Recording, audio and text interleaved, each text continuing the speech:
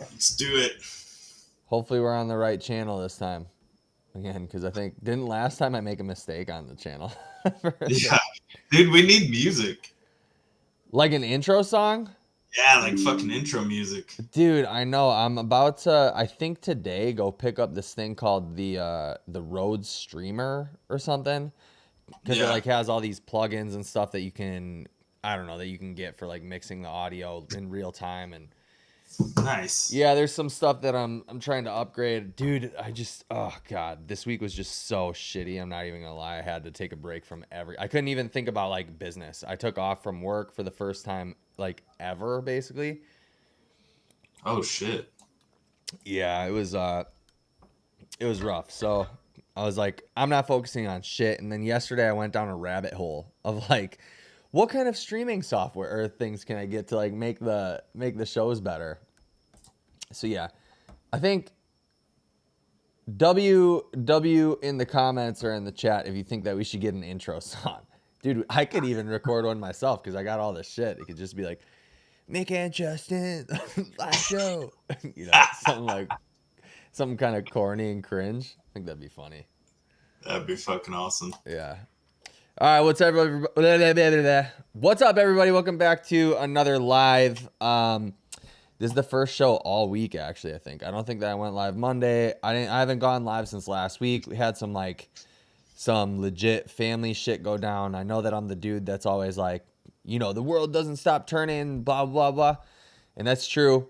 But sometimes you need to take a break, and this week was definitely one of the hardest weeks that I've had in my adult years. So I took a break, man, and figured that you guys would be here when we come back. And it looks like so far there are people here when we come back, so that's good.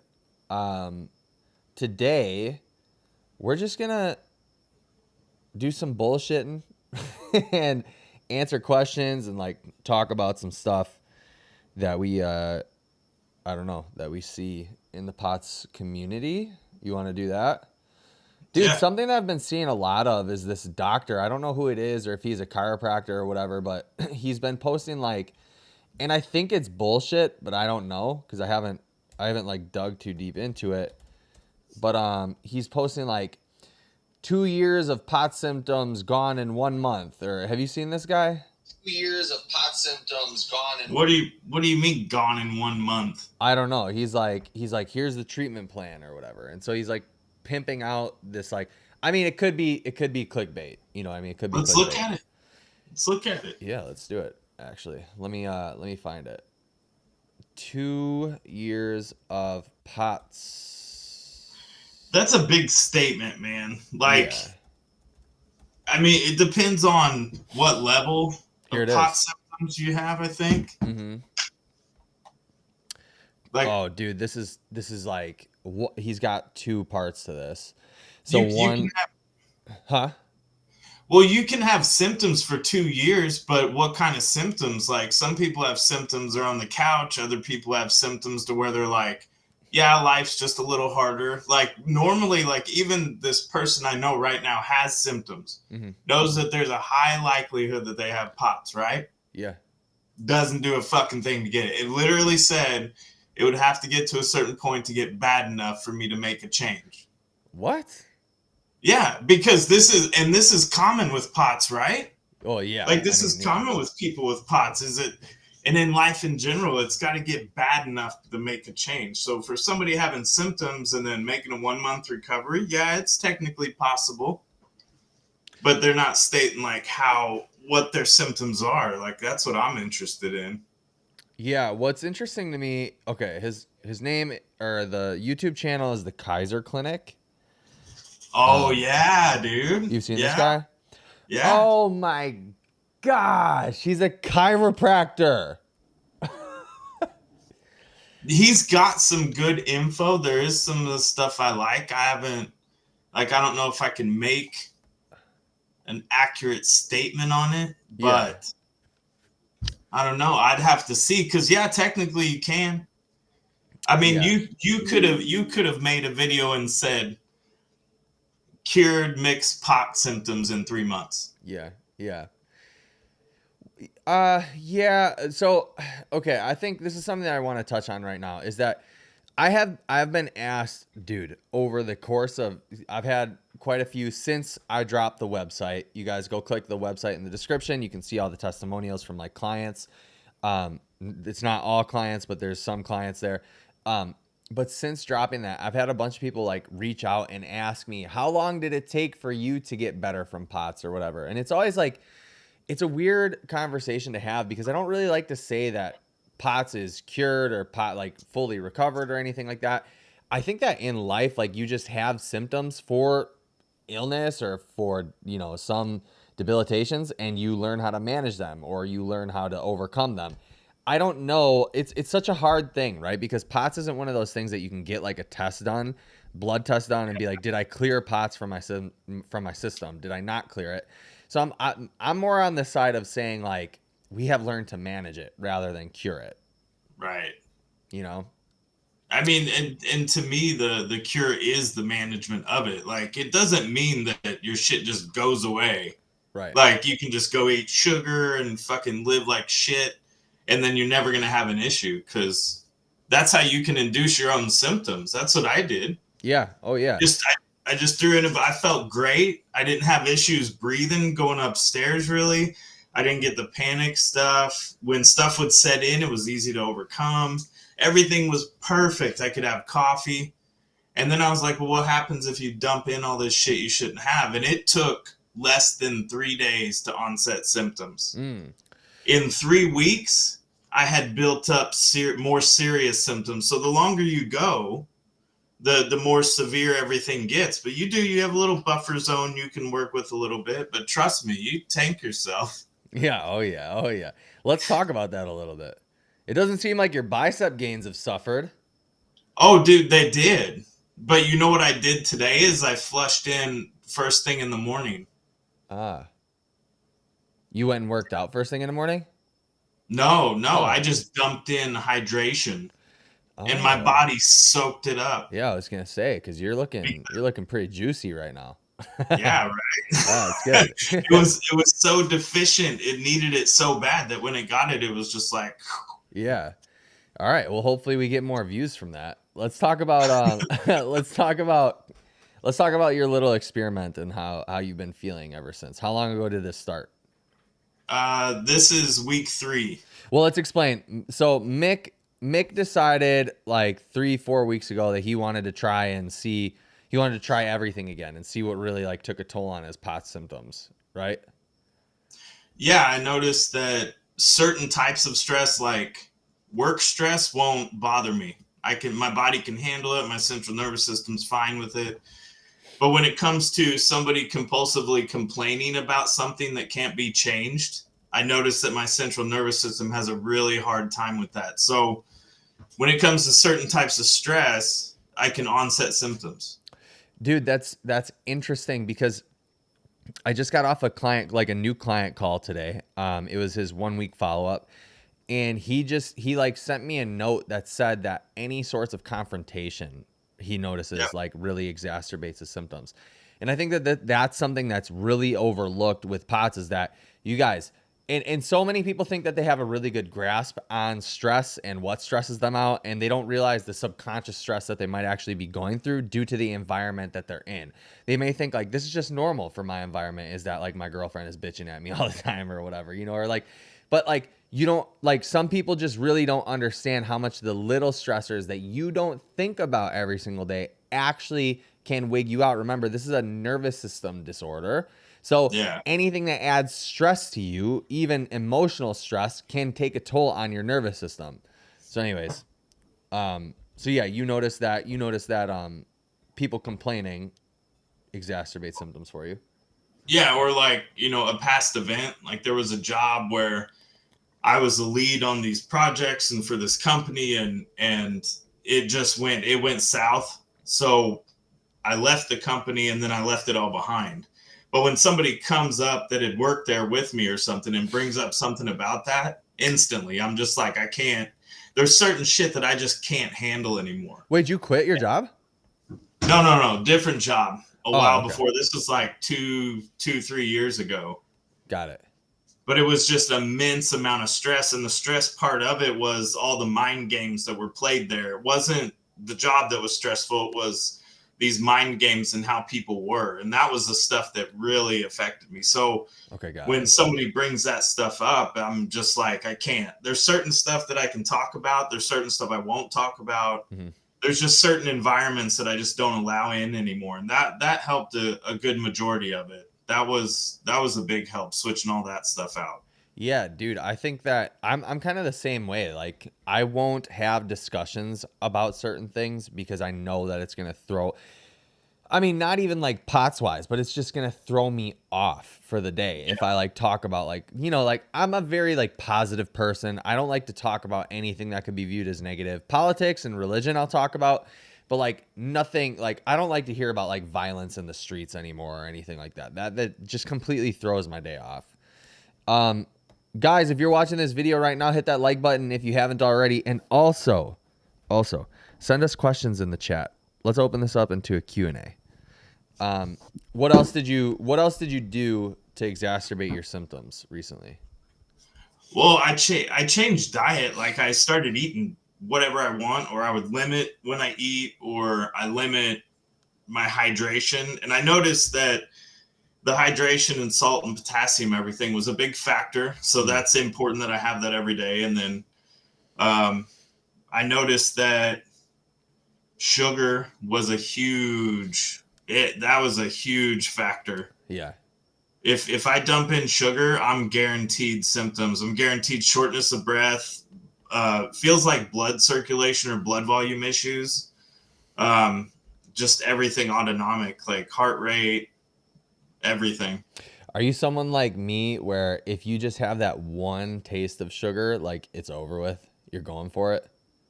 Yeah, either go hard or go home. Yeah. I think it's when my diet's on point, my body has everything I need.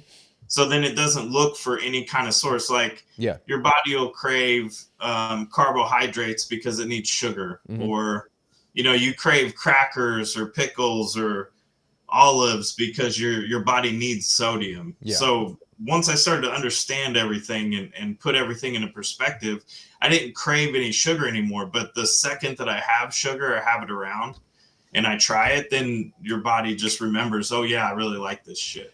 Dude, that's like me to an absolute T. Where as long as my diet is completely dialed in, I haven't had sugar for like, I can go without sugar. But like, it's like if I go for a week without it, I never need it again. Or even if I go a couple days without it.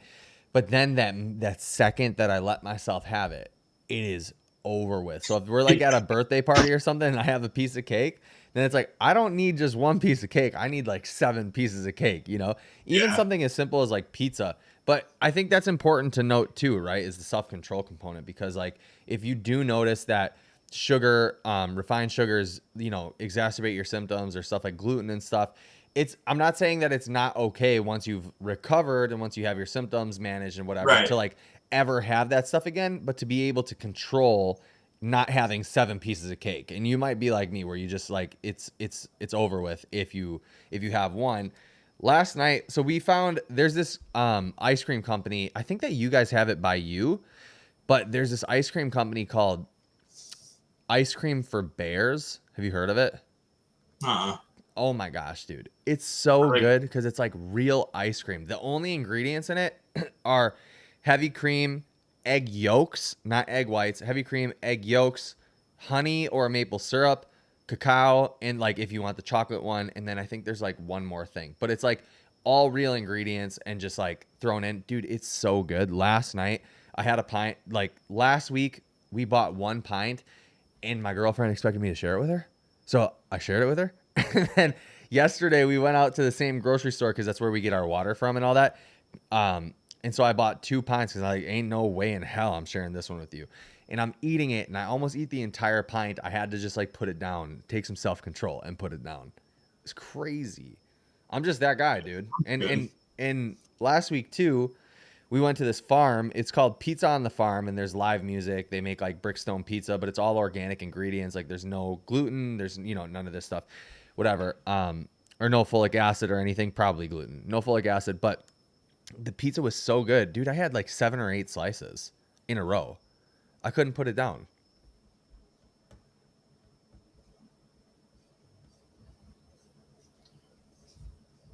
Dude, that's my thing is pizza. I Yeah. love pizza. Pizza is like, yeah, my dude, if I could have pizza every day, I would. Yeah, pizza Absolutely and would. tacos. Tacos too. Yeah, for Straight sure. tacos, man. Yeah. Yeah, from like a taco truck. And Yeah. that's it. Isn't your area like heavy on that? Like food trucks and stuff? We have tacos everywhere. You It's do. amazing. That's great. Yeah. That's There's freaking food awesome. trucks everywhere, but it's kind of a big deal here, food trucks. Yeah. And Everybody's donuts too, got one. right? Yeah. Yeah, Voodoo Donuts. Oh, dude. That place is good as hell. All right, anyways, how bad did you manage to crash? What was your worst day, worst feeling like? Having problems swallowing and being completely flatlined, having blood circulation issues where you got to raise your legs. Every time you get up, you're dizzy as hell, Mm, you know. yep. Then you start to get nervous, like, is it too hot? And then things affect you easier, you Yeah. know? Yeah, Cuz there you're on was, edge. yeah, because everything just affects you Yeah. because your central nervous system's all fucked up, and it's just it's hard for like walking or doing stuff, especially being at work for 10 hours a day Oh on yeah. top of all that. So it does make it pretty brutal. And then today, I think the last symptom is I can feel my back where it's tingly and all my muscles are real tight. Yeah. So Okay. yeah, it's What have you done to like manage because you're back at work. For people that don't know, Mick was out of work for like 3 months or something. yeah. And then he worked on his POTS syndrome, worked on the symptoms, worked on getting his fitness back a little bit, all this stuff, got his diet dialed in, nutrition, supplements, all that, and then went back to work. But at the same time that you went back to work, you decided to experiment I with all this needed to stuff. know. Yeah, I and needed to that's know. totally I fine. did. So what have you done to like manage yourself to have the ability to like work while you're going through this crash? Um, well, I in the last 3 months, I can understand all this well enough to know like what each symptom means. So if I sporadically get cramps, I'm starting to cramp up, then I need more water. But what I really need is potassium. Yeah. So I'll throw in a few coconut waters and get a lot of really good potassium real quick. Or if I'm getting dizzy or having more shortness of breath, I need more salt, I need more water, I need to hydrate. Um, if I've got a lot of like GI upset or GERD or anything with that, then I need to clean up my diet a little bit to curb a symptom or two. Sure. Yeah, so it's just it came down to just understanding every little aspect of it so well that when something happens, I know what's going on and I can curb and control that. So at the same time, I crashed on purpose to figure all this out. Mm-hmm. I still had control through it, so I could have crashed harder. Yep. And I found out what things affect me at different levels. Like sugar will onset damn near immediately, as to where the diet being off or not having enough food or whatever, that takes a longer time. So I've noticed that with my clients that have POTS, that sugar like almost immediately sets them off. It'll be like within 15 minutes that something yep. like bad happens. You know what else I've noticed too? And I just got off, like I said, with I just got off with this guy. Nah. Pause. That's not right. I just got off the There's no phone. edit that There's out. no edit there. Somebody clip that and put it up. I just Things you do to make money, right. you know. G for P. Um, I just got off the phone with like that guy that I was telling you about, the new client, and he was telling me that something that he noticed is when he eats chocolate or potato chips, that's what like really sets him off. And something that I've noticed for my clients with POTS is the simple sugars, but then it's also the seed oils that do it to people. And like I'm not big on fully demonizing seed oils. I don't eat them personally, but I think that they have their time and place for people who are trying to control calories and stuff. But it's like just a common trend that I've noticed that people who like consume canola oil or things like that, or eat whatever oils are in a bag of chips, that they definitely have an exacerbation of symptoms afterwards. And so the sugar thing too, I think what happens is that the sugar is so readily available to be digested and go straight to your bloodstream, right? That Yeah. most people have some sort of excitatory like, experience from it. And that's what sets them off. Because a lot of people with POTS, again, it's the anxiolytic portion of it too that has that fight or flight response, right? You guys, if you're watching this video right now, put some questions in the comments so we can answer anything about POTS, in terms of having a flare up, or maybe you need more generalized advice on hydration or what Mick does to like work while going through this stuff. I think that a lot of people that I've dealt with have actually quit their jobs or, have been out of work because of this. And I don't think that it's like completely necessary in most cases. For some people, at least acutely, I think it's necessary. But for a lot of people, they just like bail on work because it's too much emotionally or mentally. Yeah. Have you always done physical labor work? Yeah. You have? Yeah. And that's the thing too. Like in my 20s, in my teens, I never noticed any issues at all. Yeah. In my 20s, I mean, there's always been anxiety and stuff there. Yeah. In my teens and stuff, I can understand how certain things affected me now more so than I did before. In my 30s, it wasn't until 35 and on that I started having issues. Like that's when the shortness of breath was first noticeable. Mm. And around that time, it was really stressful in life, and it was relationship shit. Yeah. So it was a certain type of stress that was there. Right. Um, but it wasn't until I hit 39 to where I really started to notice serious issues. Okay. And then from there on, it took 3 years to figure out, oh, it was POTS because we tried everything else. And Yeah. Dude, the more and more people that I work with, the more and more the commonalities are showing up that people with POTS are generally, gosh, I almost hate to say this because like I don't want to make this broad of a generalization, but it's based off of the data that I've been able to gather with people. Dude, they always are in some sort of toxic relationship. And not just like girlfriend, boyfriend, husband, wife type thing, but also like parents or friends or something where like there's always some sort of argumentations going on throughout the week, or there's always some sort of like hyper criticism on them or something. Like there's always something going on emotionally that makes this thing happen. yeah, Have you noticed that? Do you talk to yeah, people and notice that? Yeah, it's yeah, so interesting to me, dude, that it's almost always like starting with some sort of emotional hardship. yeah, I'm not gonna lie, dude, with what happened this week, I was really like afraid that my pot stuff was gonna like get worse because like come back and get worse again or whatever because of what I was going through this week.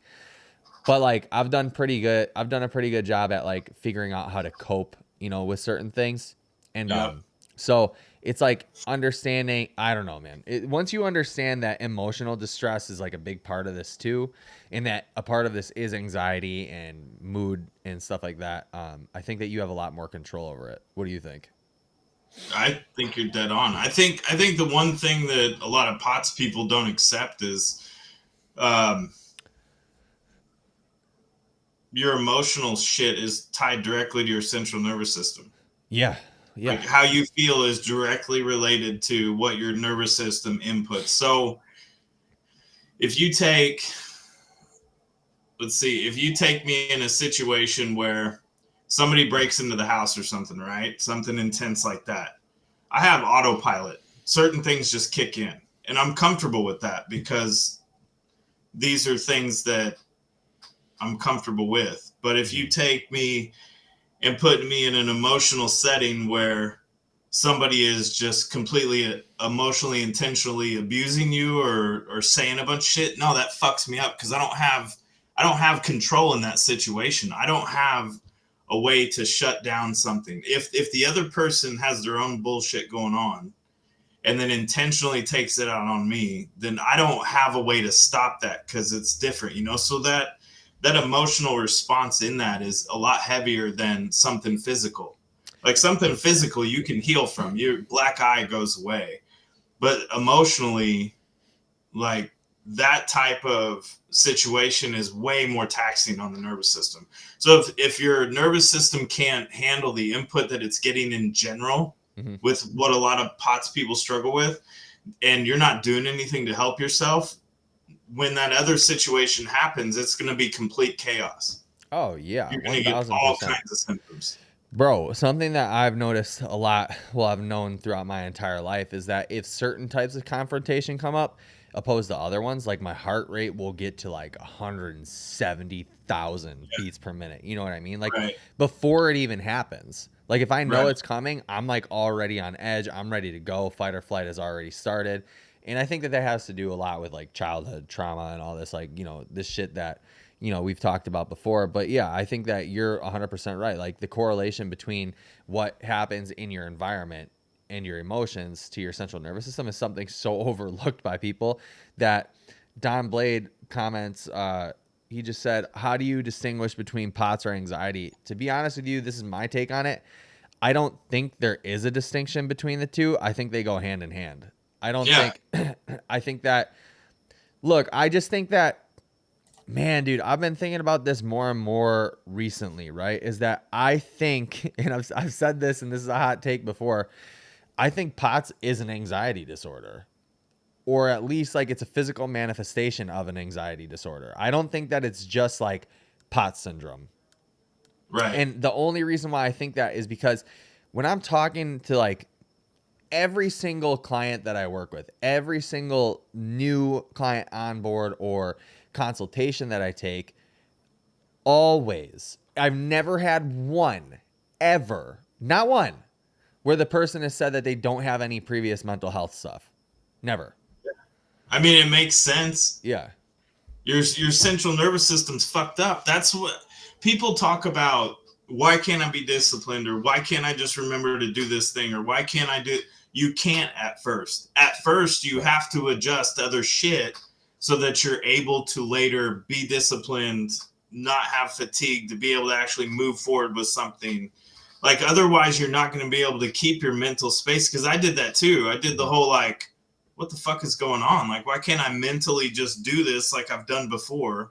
What's different? But when your body's deficient on sodium, potassium, magnesium, and your central nervous system's the 4th of July, Yeah. no, you're straight autopilot response every time. So then at that point, if a situation would happen where somebody would have an issue in public, I'd damn near fucking pass out.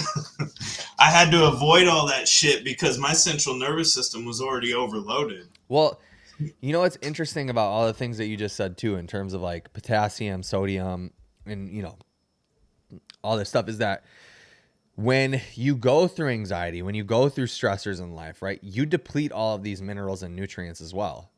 And I don't think that people like even know that or understand that either. Is that like sodium, ATP, all these things are actions that help the body like calm down, that help the body do what it's supposed to do. And so when you are living on edge all the time, you're depleting yourself of stuff like magnesium, potassium, sodium, even creatine, like in the body. Yeah. You're depleting yourself of all these things. That's my correlation to why I think that it's so important. Now, the thing that I do want to say is like, does the non-distinct distinction between POTS and anxiety mean that what you're going through isn't legit or isn't real? No. But I think that people with POTS need to get a grip on the fact that this is mental health. I think 50 to 60% of this has to do with mental health. And people need to stop being like, I've been gaslit, or I don't have anxiety, blah, blah, blah. No, because you probably do. But guess what? That's okay. It's okay. And the quicker that you get, like, you come to grips with that, the easier and the faster the healing process will likely be. If you Yeah. can at least recognize that a good portion of this does have to do with your mental state. Yeah, I mean that's your central nervous system's fucked up. You're not going to look at anything in a real rational way at first. Right. You don't have the ability to. Yeah. Your body's deficient in everything that it needs to be able to handle those situations.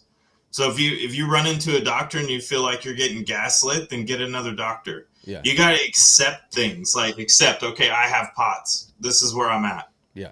I have a shit doctor. This is where I'm at. Get a different one. There's plenty of really good doctors out there that listen. For sure. I agree. I agree. Move around until you find your fix. Yeah, I think, dude, I think that's a big trouble with people too, is it's rough because a lot of doctors don't really know much about POTS either, you know? No, dude. I mean, especially when I went, my doctor didn't even know what POTS was. And I have a really good GP. Like I've been with my my GP since I was probably 4 years old, no bullshit. And he's great. Like I can bring like studies to him, I can bring articles to him, and then he'll like look it over, he'll write in my chart later on. I mean, to be honest with you, That's I haven't huge. Huh? That's huge because Yeah. most doctors will take that paper and be like, "Oh, okay," you know. Yeah. They'll be like, "You're crazy," and brush you off, type thing. And but to be honest with you, I haven't been to a doctor, like an actual doctor, in probably 3 years. So, so I guess it's kind of null and void what I'm saying with that. But yeah, I think finding a good doctor is step number one, definitely. Yeah. Somebody that you can work with. See, dude, the chat is so inactive today. Oh, Knitter Gritter. Dude, I had to Critter refresh. made it though. Gritter made it again. Wow. I think a big thing with POTS and anxiety is really knowing what symptoms are real and what symptoms are a manifestation. I think that all symptoms are real and they're all a manifestation of the anxiety. Like, check this out, dude. I don't know. Tell me if I'm wrong or if this is like not logical, right? You could feel short of breath for a second, right? And then immediately the fight or flight kicks in, like the anxiety kicks in about that. And then suddenly you're short of breath for a lot longer, or it's even worse. And it just keeps getting worse.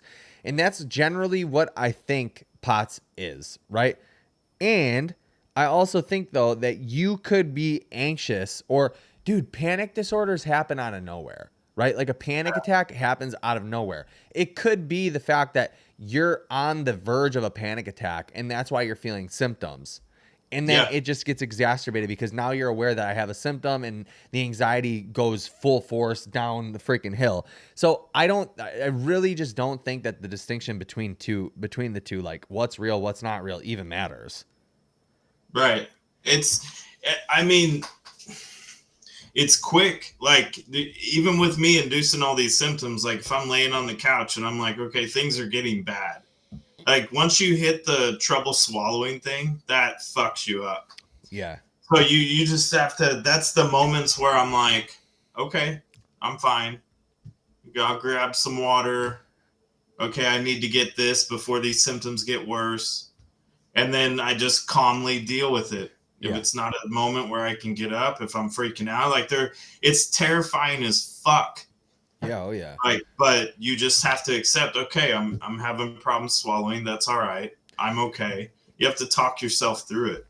Are you willing to talk about medication real quick? Yeah, I'll talk about medication. Before we get into it, the medicine I'm on works for me. It does not mean it's going to work for you. It does not mean that the dose I'm at is going to work for you. It could be completely opposite. It could not work for you. It could work good. It could work bad.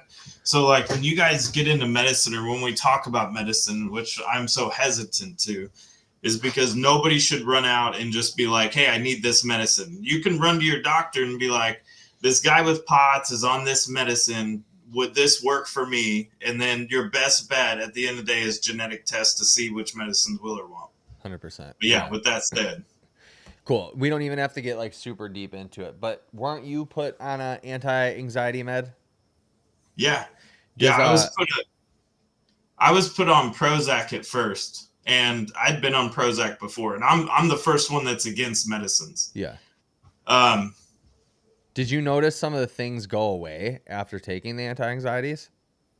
Not at the very first start. When I started the starter dose, I couldn't tell if it was working or not, and then so we went up from there. And then when we went up from there, I told him, I was like it's working, but it's like it's not, if that makes sense. And that was the only interpretation I had of the medicine. And that was Prozac working on serotonin. So it worked, but it didn't work. Right. And then it wasn't until we discovered that I had hyperadrenergic POTS, which kidneys dump adrenaline, that my doctor was like, well, there's also duloxin, and duloxin or duloxetine, whatever it's called, adds more receptors to the norepinephrine, and then it lets the norepinephrine get pulled back out of the blood. So when I started that one, that was the first time I ever noticed that I wasn't hitting fight or flight constantly all day. Got it. And then I adjusted from there. After a few months, I was like, well, it works. I can tell it made a difference, but maybe it could work better, maybe not. And then we went up to see how it did. And that seemed to be the dose that worked for me. Okay. And then also I'm on propranolol, but a very tiny dose, like 2.5 milligrams twice a day. Got it. Okay, cool. Yeah. Yeah, that's basically the only thing that I wanted to touch on with medication, was just if you notice that symptoms got better as the anti-anxiety medication actually kicked in. Yeah, but when it kicked in, that was the thing. That was in the midst of all the working out, doing my VO2 stuff. Like that stuff is crucial and that was part of the reason I induced these symptoms, was like, okay, well, now let's test the theory of, will medicine itself just fix it? And I found out that no, it fucking does not. Yeah. Like medicine is a very tiny part of everything with this. For me, the medication was a quicker way so that I could manage working out and living life. But that medicine is just a small dose of everything else that I have to input, or else it doesn't fucking matter if I take the medicine or not. Well, let me give like a kind of an analogy for this too, right? Depression. Okay. People think that, you could be living like a shitty lifestyle. You have bad diet, you're around bad people, you don't exercise, you don't do anything good for yourself, blah, blah, blah. You make little money, whatever it is, like you live in poverty, and taking an antidepressant is going to like solve all your problems or whatever.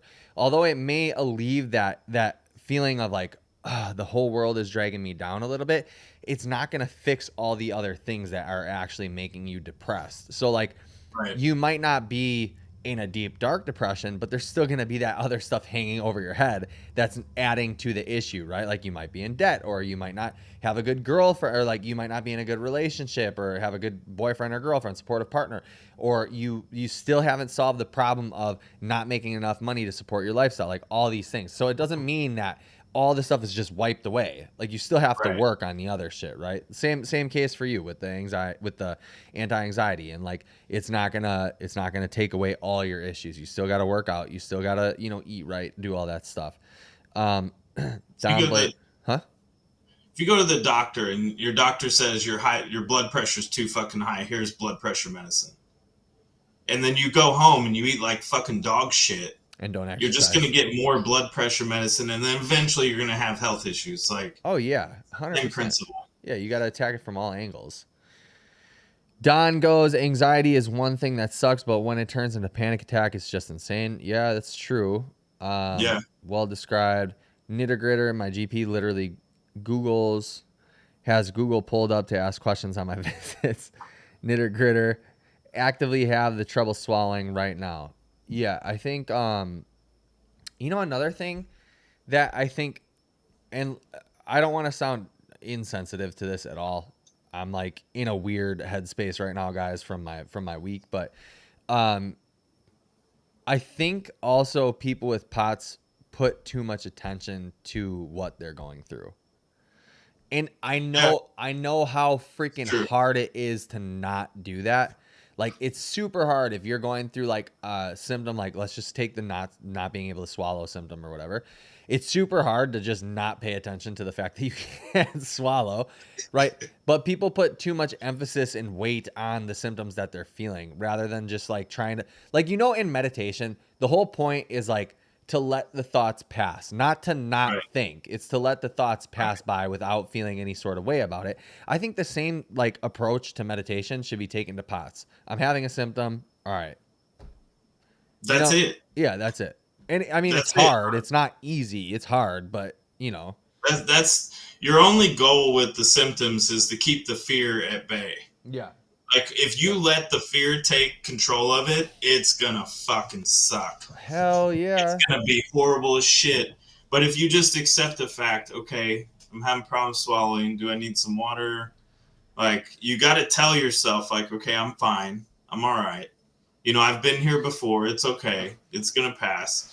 Like that's a lot of it. So then that's what leads you into, what do you need in your diet? What do you need in your lifestyle? What set this off? What am I lacking? That's one of your symptoms to tell you like, hey, you're missing something. Yeah. I mean, it's 'Cause really hard too that when you're going through, dude, there's so many angles to like go through with this, right? Like it's really Yeah. hard that when you're going through something to be objective about the situation rather than have your own subjective experience. But I think it would really benefit a lot of you people watching this that do suffer with a bunch of symptoms to like try to figure out how can I be objective in the moment that I'm having symptoms rather than just freaking out with my subjective experience, right? So like if you are short of breath, are you in danger? Probably not, right? So like try to keep that objective perspective. Like I'm not in danger. I don't need to go to the hospital. If I was in danger, I wouldn't even be able to communicate that I need to go to the hospital. That type of thing, like if you really couldn't breathe, if you had low oxygen levels or whatever, you would be unconscious and somebody else would have to call the ambulance for you. You know what I mean? Like you wouldn't even have an idea. At the end of the day, it's not easy. Yeah. Like, and we're not saying this is easy. Like, both of us have been in the situation where we think we're going to die. Yeah. Like, and everybody's been to the ER and had high heart rate and had trouble swallowing and all this terrifying fucking shit. Yep. It took me from like being a man to like a small child very fucking quick. Yeah. That is a very hard thing for men to do. Like, we're not used to being helpless, Yeah. So 1,000. it's accepting everything as it is and doing your best. And then what are you doing outside to work with it? Are you the type of person that just sits back and they're like, well, I had a doctor's appointment 2 weeks ago and there wasn't nothing they could do. So this is what it is. If that's your plan, then continue suffering. But if you're out there like, okay, this doctor isn't really seeming to get anywhere, so I've looked at another doctor and I'm working around, or this medicine didn't work and this is how I'm tracking it, and I'm doing the shit I actually need to do to get better, and so I'm going to improve, then if your mindset is not that, then you're wasting your time. Well, dude, I genuinely just don't think that most people with POTS are doing everything possible, and they're not even trying to be not. with you. Yeah, because again, you guys, I know that this is gonna sound insensitive or not kind or whatever, but remember, I talk to a lot of you guys on the phone. I have a lot of consultations with you guys, and the common denominator, the common factor is that most of you don't do what it takes to feel better, and you're not even scratching the surface of it, right? Like you're telling yourselves this story that you want to be better, and that's okay. And you're telling yourselves this story that you're doing a bunch of stuff to get better, but you're like objectively not. Like if you would write down all the things that you actually do on a day-to-day basis without making excuses for it, then you would realize that you're not doing all the things. But so many of us, and this is just human nature, we like to tell ourselves a story that we are doing everything possible to achieve our goals. Let me give you guys an example. I have this kid that I mentor or whatever, that says that he really wants to compete in CrossFit at like a really high level, right? So, but he literally hasn't worked out in a week and a half. Like actually has not. And so he wants the idea of it. Yeah, he loves the idea of it. And that's what a majority of people with POTS go through, is that they love the idea of getting better. They don't actually want to be better. you know. Right. And so he for 3 weeks now, 4 weeks actually, has been on and off with the gym and constantly talking about, like, he's supposed to do this competition in September, a big one actually, that you can just sign up for. But he has been flaky on it, and he keeps saying that it's because like he has a family member that's like very sick or whatever. And it's like, yeah, but the world keeps moving, and when you go visit that family member, you can train afterwards. Or if like it's really that much of an issue, you can train before work, and it's going to suck cuz you have to get up earlier, but whatever. There's no excuses for not doing the thing that you need to do to get to Right. the level that you want to be at, right? And so my whole point with this is that if you really want to be better, if you want to achieve a goal, it doesn't matter what it is in life, you won't make excuses for it. You won't say, I'm too tired, I'm too exhausted, I'm having this symptom, I'm having that symptom. Like, some symptoms will put you out. Yes, absolutely. 100%. But you need to be honest. It's your job to be honest about, is this symptom so bad that I can't get up and walk to the bathroom 5 times? You know, Right. like something as simple as that. And the majority of people, to be honest with you, bro, oh God, okay, I could go crazy right now. I'm going to try not to go crazy. I have had so many text messages this week and talks with clients in text messages or even like phone calls that they're complaining to me about symptoms that hold them back. I got into an argument with somebody this week, one of my clients, right? Telling me about symptoms that are not, like, we had to have a conversation about if the symptoms are debilitating or just uncomfortable. And to me, it's like a no-brainer. Like, it's just like some of this stuff is just uncomfortable and you're not willing to go through the discomfort of it, you know, and push past it. So some of this has to do with what's your tolerance to comfort or discomfort. And if it's, dude, if like genuinely symptoms that will keep you out are like you're actually passing out. That's one that's actually like gonna like that's okay. I can understand why you're not doing everything possible. Another symptom is your oxygen level is actually below like 89. Then I'd be like, okay, there's something here. There's something different here. Yeah. Another symptom would be like your heart rate is at 250, but nobody's ever gets that high. You know what I mean? That type of thing. Right. Like, these are real symptoms. The other stuff, like, and no shade on you or anybody else that gets this, is just like on the forefront of my head. You can't swallow. Okay, why can't you exercise? You know, what's swallowing gonna do for exercise? You know what I mean? Like, I had somebody literally bring that up this week. Like, they were having swallowing issues, or like they had a little bit of a headache, so they couldn't go to the gym. I'm like, dude, what? A headache? You can't get on a treadmill because of a headache? You know, and I like, it got me thinking about like my past with this stuff, right? And even now, where it's almost like I'm like trying to be really objective over this thing. And it's like, dude, a lot of the things that a lot of these people complain about or talk about have been things that I didn't even think about, because like I just figured, like, if you have a headache, you'd still just do the things that you're supposed to do in life when you have a headache. Like, normal people just have a headache and they go to work. You know what I mean? Like, they don't think about the fact that it could be a chronic illness. They have a headache and they go to work. My girlfriend complains about headaches every single day. And what does she do? She still goes to work and she still works out. You know, like, a lot of these things are just uncomfortable. And like, yeah, they're really uncomfortable. Yeah, and but that's all it is uncomfortable. It's not debilitating, right? Somebody who's paraplegic has a debilitation. Right. Sorry, I just went off for too long. No, you're good. I get it. Like, it's, I mean, the fact of the matter is there's a few things I've noticed that a lot of people with POTS, I think it's because of the central nervous system being just completely fucked up at the start.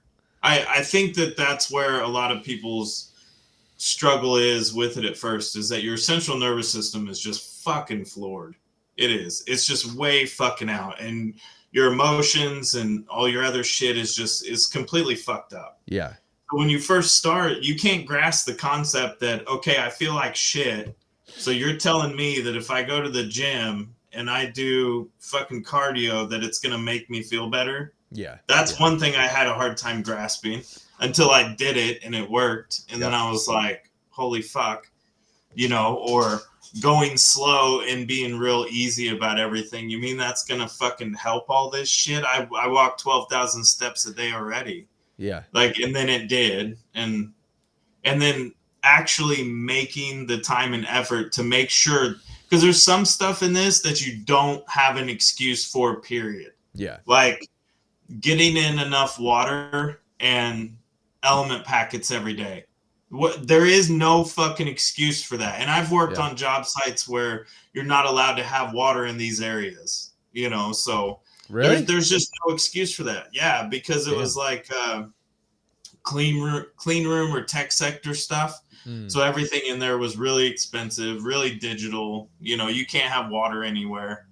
But it, like, there's stuff like that. You don't have an excuse for that. Yeah. Oh, I forgot. It doesn't fucking matter. There's calendars, there's notes, there's apps, there's reminders, there's everywhere in the world right now to remember anything you need to remember. It only comes down to, is it important enough for you to make it a fucking priority or not? Can I show you something? What? You're gonna have a good old chuckle at this. All right, so you're saying that there's like apps for everything, right? And there's no excuses to not do stuff, right? Yeah. Okay, one of my biggest issues is not eating, right? And I realize there's no excuse to not eat. So in my calendar at 1:10 p.m., usually around the time that so 1 o'clock is post-workout shake, because that's generally right when I finish my thing. And if I don't write this down, I'm not going to do it. And then at 1:10, I tell myself to eat something. So right on point with your point of, there's apps and there's some of this shit you just don't have excuses for. There's no excuses, bro. I literally program that shit into my day. Yeah, I mean, you got to find what works for you and do you. That's what everybody doesn't get is there's parts of this that you've got to accept. These are fucking excuses. The best people in my life don't deal with my bullshit. If I'm slacking on something, they'll fucking say it. And it's tough. It's hard to hear.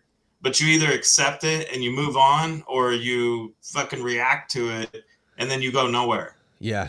Yep. That was a talk that I had with that kid that I was telling you about earlier this week. I told him, hey man, I just think maybe it's in your best interest to drop out of this comp, because you have to spend money to get there. You had to spend money to get the ticket. You might just sell your ticket and get your money back because he's like, he's essentially a broke college student. You know what I mean? Like essentially he doesn't go to school anymore. He has an apartment, blah, blah, whatever. But he's essentially living like a broke college student, which is fine. But I was like, hey, it just might not be in your best interest. He texted me back something kind of obnoxious, to be honest, where he was like, I look up to you. It's really frustrating that you would tell me to drop out, blah, blah, blah. I'm like, dude, look, I'm like your older brother, right? Like, I'm not going to hold my tongue when I see that there's a deficiency somewhere. And, the fact that I tell you the truth is showing you that I actually give a shit about you and that I actually give a shit about your well-being. And, I'm like his older brother, basically, right? So, like, I'm going to tell him what is up. I'm going to hold him accountable and tell him what the truth is, because I'm looking out for his best interests. And the best people in your life will always tell you the truth, because they'd rather hurt your feelings for a second than have you learn the hard way. And sometimes you still make the decision to learn the hard way. Like, he's still going to compete. Okay, I said my piece. I'll support him, whatever he chooses to do, but I said my piece.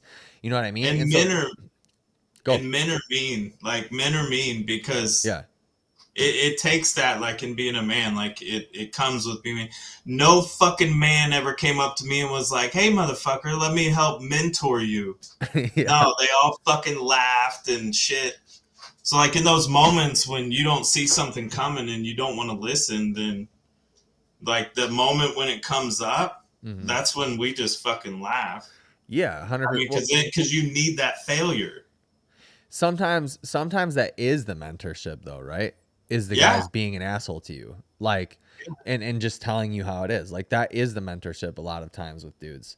But yeah, dude, you're right. There's some stuff here, but I mean, there's some stuff that there's just no excuses for and that you have to take accountability for.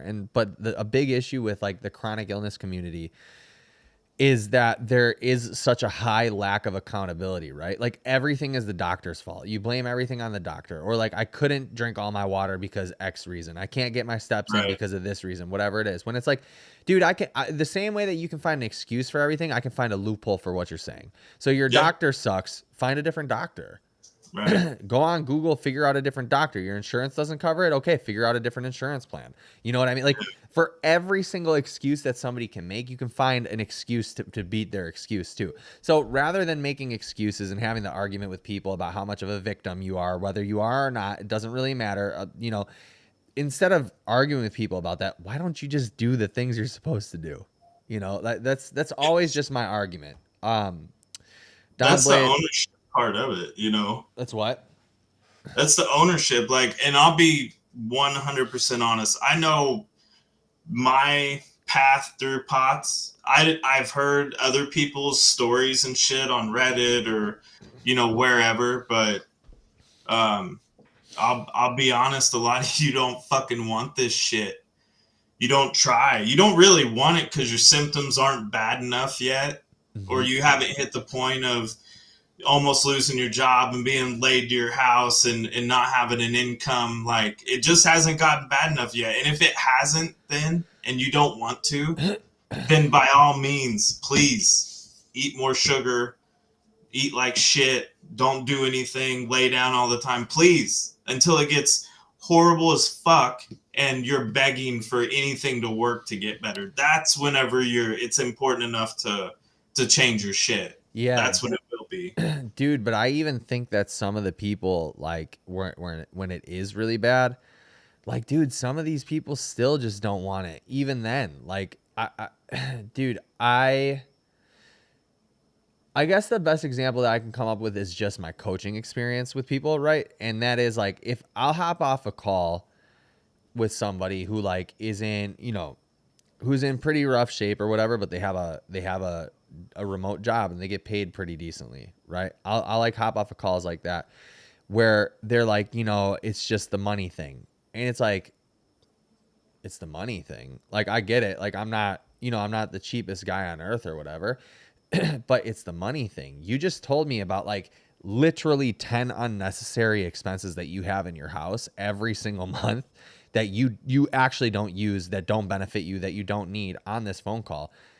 And you're not willing to do something that's tried and true, proven. Like it's not even me. They won't even do the CHOPS protocol, or they won't buy themselves a treadmill, or they won't they won't get the things, they won't like enhance their grocery list to like real foods instead of like box foods, right? So it's a money thing, or is it because you're just not willing to do it, right? So like even some people that are in really rough shape that you would think would come up with any way to get better, i.e. even buying more expensive groceries so that they have better quality food, they're not even willing to do that. And I think what it is just so many people like being the victim. They like Suffering. Yeah, they like to suffer. They like people being like, oh, poor you. They like, the fact that they don't have to do anything because they have a chronic illness. Well, I don't have to do anything now. I have a chronic illness, so I don't have to go out and contribute or whatever it is. And it's like, it is what it is, whatever. Like the people that we want to speak to, the people that we want part of community, like our community, the people that we like even probably want to associate with are just people that actually want it. You know what I mean? That like, okay, you say that you want to get better. Now you're going to do all the things actually to get better. You're not going to make excuses. You're not going to like talk shit about getting better, or like when this happens, I'm going to do this. When this happens, I'm going to do this. So always waiting for the perfect time. There's no such thing as the perfect time. Like, and again, I want to make very clear, it has nothing to do with like signing up with me as your coach. It has nothing to do with that. It has everything to do with like, you're even going to just like go through the videos that I've posted and see the steps that I've told you to take. And you're going to like go and do all those things. You're going to stop smoking cigarettes. You're going to stop drinking alcohol. You're going to, clean up your diet. You're going to go on your walks. You're going to walk from your bed to your bathroom 10,000 times in a day because that's the only way that you can get your steps. Like all of those things is what I'm talking about. Right. Yeah. Yeah. I remember when I was walking around in my backyard. Yeah, dude, I've had so many people do that. There was this girl that I was working with that lived in Canada, and we would literally just have her walk the stairs at her apartment complex. And then she was That's a getting good better. idea. Yeah. And then she would, because she didn't have a treadmill, she didn't want to go to the gym, but she still didn't make excuses. She was like, okay, what do you think I need to do? Walk the stairs. We're going to do intervals on your stairs. Okay, you've progressed from stairs. Now let's run around the block. Like, what is the length of your block? Can you walk outside? Okay, it's cold outside now. Let's go outside. Like, she didn't make any excuses. She just did the things that were asked of her. And then she got better. And then guess what she did? She left me.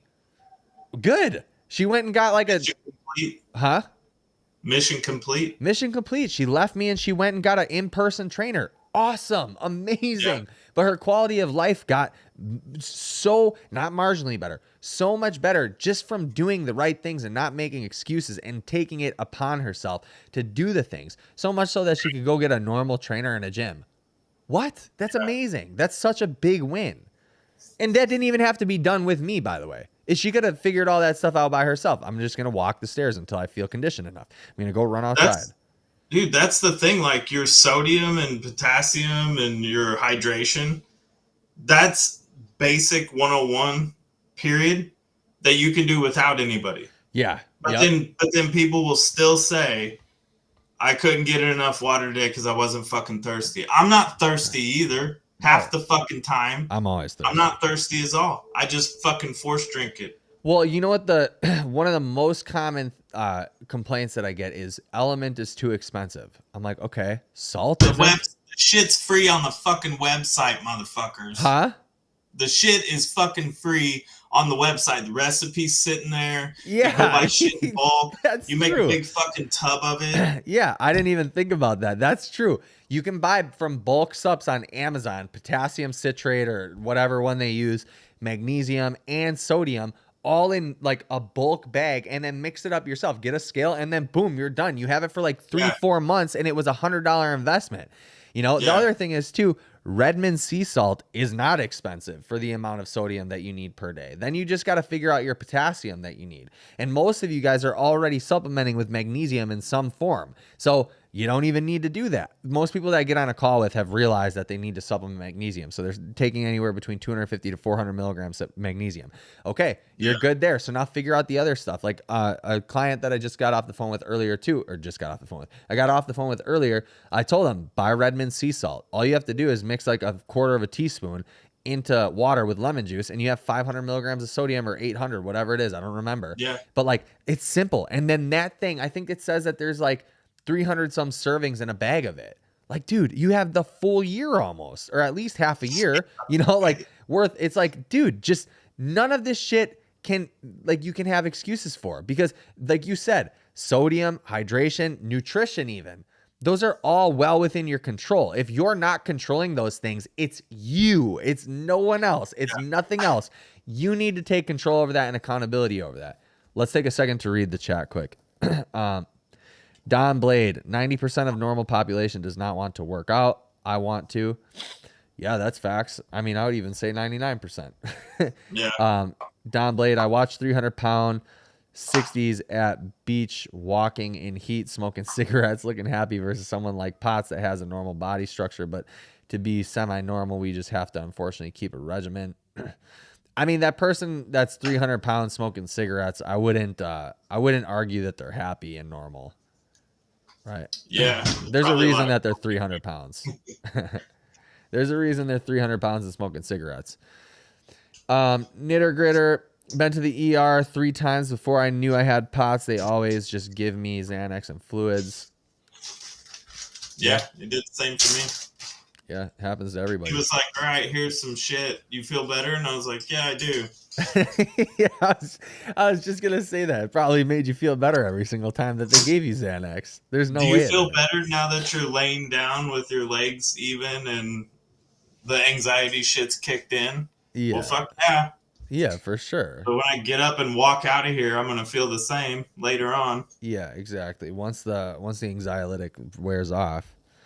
Or somebody like me walks in the fucking hospital and they're like, oh, this guy's trying to get drugs. I can't even go into fucking Macy's and they're like, oh, this guy ain't got no money. Oh, dude, you know what? I was watching a video a long time ago of this dude named Roman Atwood. He's a YouTuber and he's, dude, rich, like rich. He has a helicopter. He owns his own helicopter and he puts it in his big garage and he has like tons of 4-wheelers and stuff, like, you know, just like real FU money, probably worth $100 million or something like that.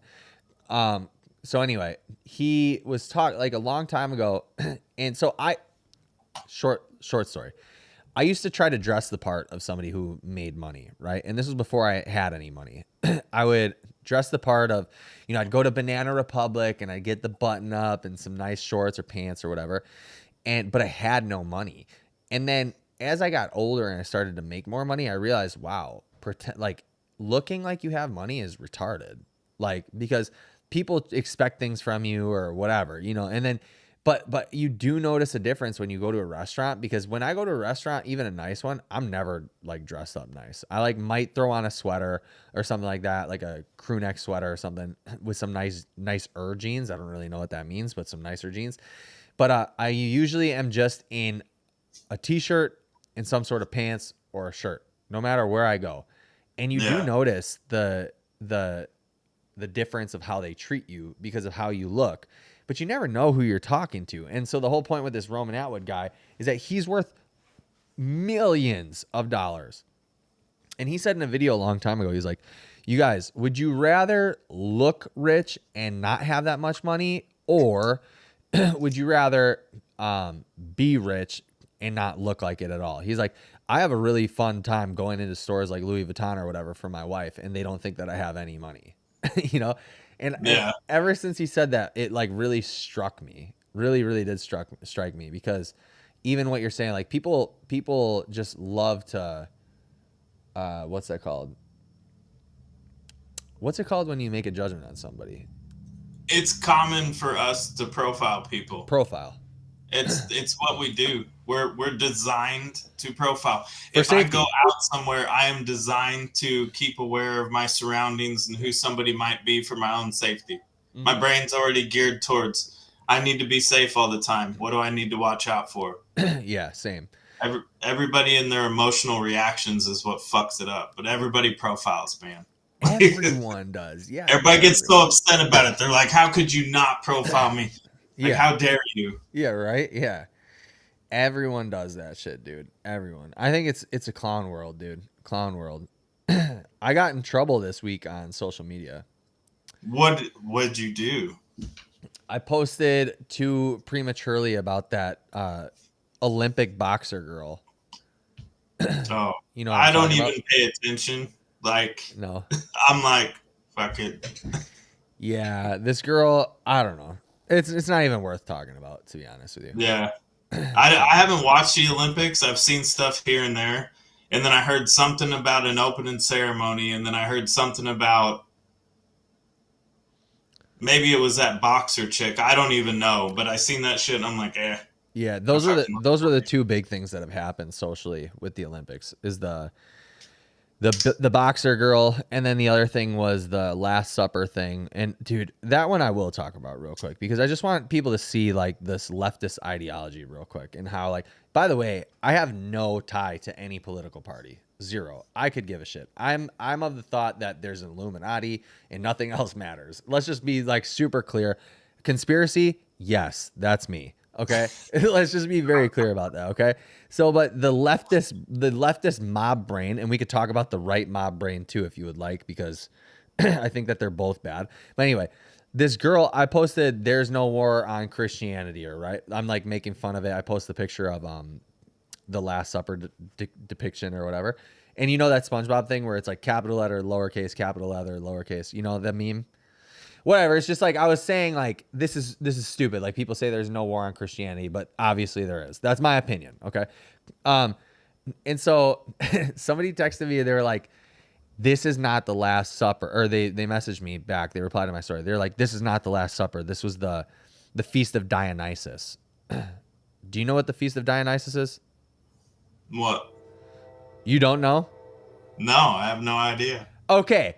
Neither does 95% of the world. Neither does 95% of the world know what the Feast of Dionysus is. And so I was pretty sure that I knew, like, of it. I didn't even know what it was. You know, like really, I was like, I think that's Greek mythology, but I'm not sure. Okay. So it turns out to be Greek mythology.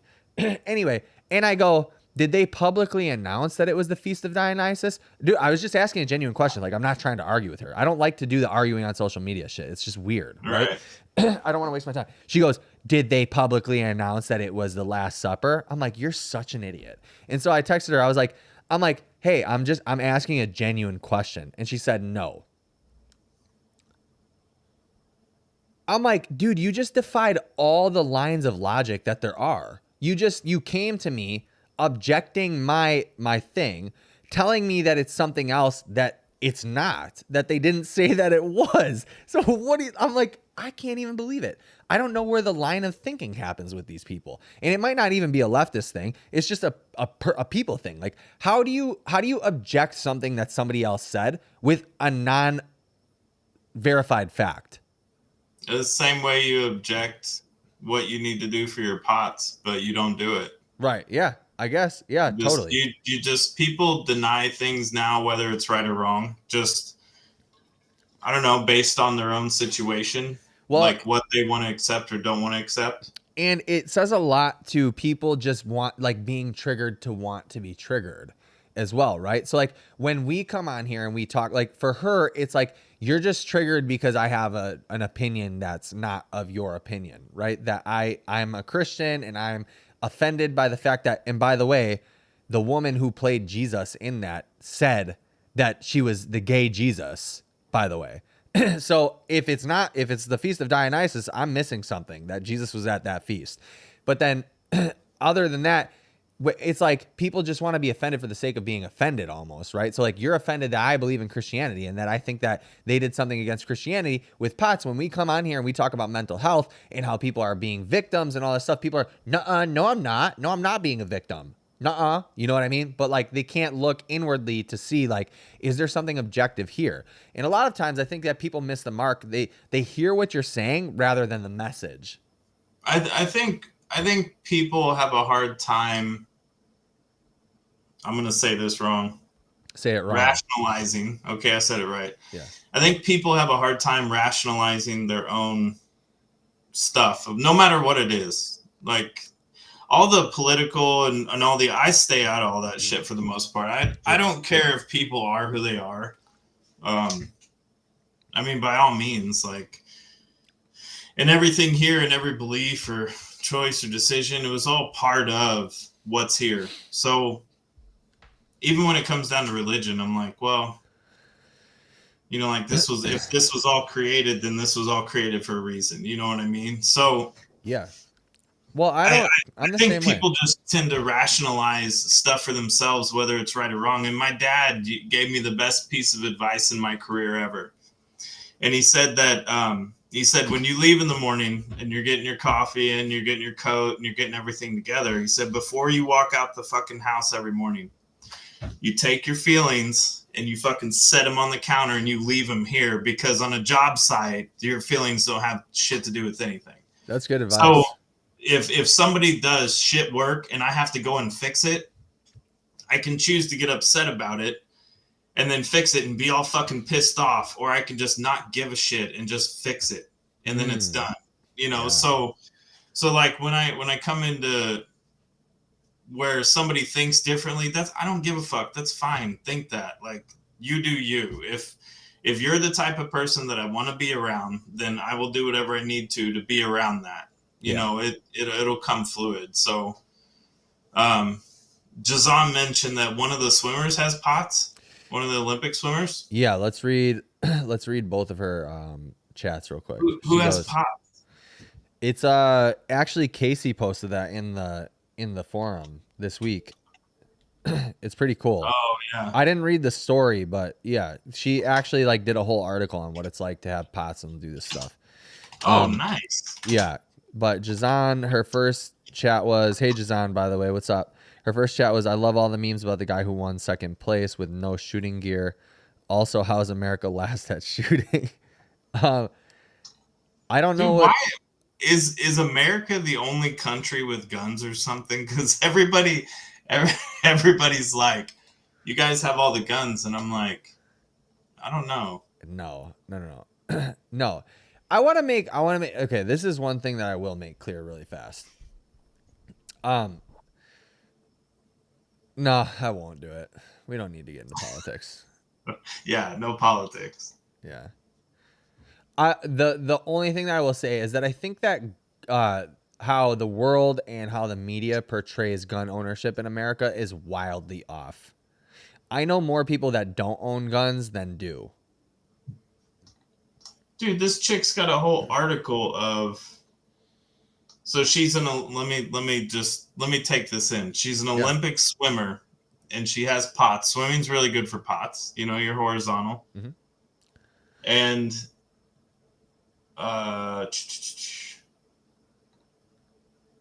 one of the headlines is, I don't know how to say her name. I'm gonna fucking butcher this. Butcher it. Ledecky? Lil Dicky? No, Ledecky. Katie Ledecky. Oh, okay. Got it. So she keeps consistent with her workouts. That's one way that she helps her POTS syndrome. So that's, Wow. I mean, that I think you've mentioned that before. Interesting. And she stays on top of her hydration and Yeah. adds a little extra salt to her diet. She trusts her medical team. When she's feeling sick or off, she checks back in. She tries to keep a positive mindset.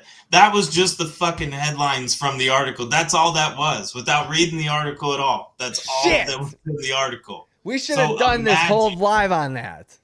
Imagine that you're an Olympic swimmer and you have POTS. So then what the fuck is everybody else's excuse, man? You guys, like, and for all you people out there doing it right and improving, and even for the people that are taking time to fuck up and then fix the fuck up and still improve, like, kudos. But for everybody else having issues and constantly complaining, like, where's your fucking fixes at? Where's They're the excuses, everywhere. bro? She's an Olympic swimmer, bro. And she just said all the things that we talk about on every live that we go on. Positive Yeah. mindset, positive results. Trust the medical team. If you don't trust your doctor, go get a new medical team. Make sure that you're staying consistent with movement. And because I guarantee you, she has days where she feels burnt out, but she's still moving. I promise you that. She's an Olympic swimmer. There's no way that she doesn't do that. There were days when I cut back on walking or moving around or anything. There were days to where I would go to the gym just to fucking walk and do cardio because I knew that I was going to help the symptom that I was having. Mm.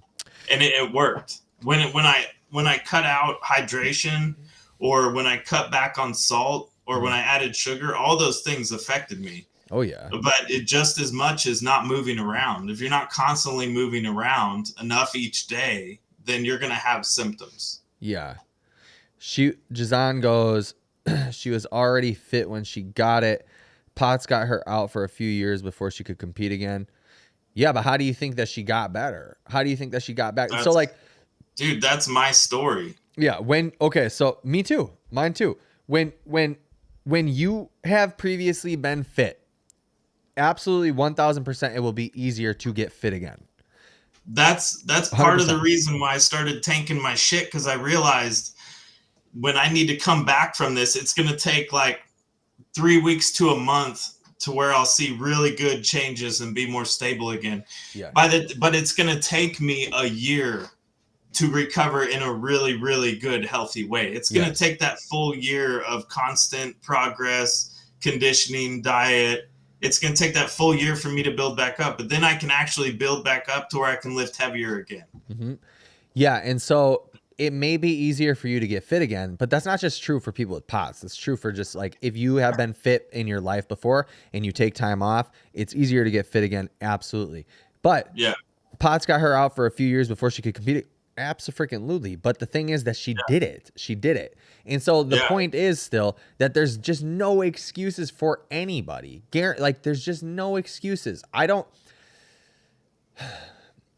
need to bite my tongue today because of the week that I had. So, well, I mean, like, we both know that, like, at the end of the day, it's easy for us to see this because we've been through it. But when you're brand new and your shit's all fucked up, you're going to struggle with accepting things, ownership, a lot of stuff. And that's fine.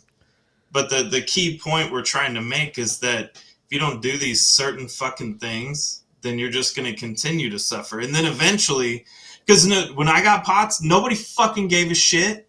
Nobody cared. Nobody was around. Yep. Nobody was there to fucking help. There were people that were like, okay, I got to go. This is too much. And like, you either get to make the choice of you're going to deal with it or not. And I had a lot of shit on the line. My other like question though for people is this, is like, what does the victim mindset or mentality do to serve you in a positive fashion? It makes it worse. Yeah, so it could be true that like your experience with POTS is like really bad and really debilitating or whatever. That can be true for sure.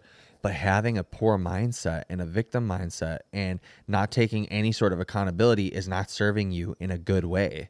So it's better to have an overly optimistic, even delusionally optimistic viewpoint of this stuff than it is to be a victim. Absolutely hard stop. There's no arguing that. You guys leave us some chats to respond to. Leave us some questions. Damn, bro. We should have. Oh, man. I wish I would have remembered that because we could have done a whole. Like, I would have actually gone and read this chick's stuff. We could have done a whole thing on it. That'd be interesting to, like, see if I could get her on. That would be cool. What's her name again? Katie Ledecky. Ledecky. Ledecky? Yeah. Got it. Oh, she's got almost 1 million followers. I don't know if this is going to be possible. Let's go to Reddit. 214,000 freaking likes? Who is this chick? Why do all my friends like her stuff? Who is she? She's a swimmer with POTS. Yeah, but why do so many of the people that I'm connected with like her? Why? Does she do CrossFit? I don't know. She does CrossFit. Oh, she does? I bet you she does.